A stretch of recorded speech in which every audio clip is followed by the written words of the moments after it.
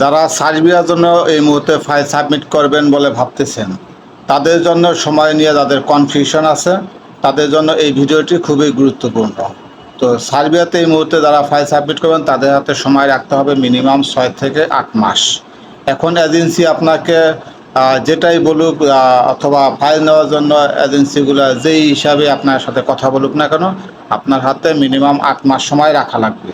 কারণ সার্বিয়াতে already previous অনেক ফাইলেই already সিরিয়ালে আছে। তো সেক্ষেত্রে আপনি যদি নর্মাল কোনো উপায়ে ফাইল সাবমিট করেন, সেক্ষেত্রে আপনার 6 থেকে 8 মাস লাগবে। এর আগে দেখা যায় অনেকে 3 থেকে 4 মাসও ফ্লাইট হয়েছে, কিন্তু এখন আর সেইগুলা হওয়ার সম্ভাবনা খুব একটা নেই।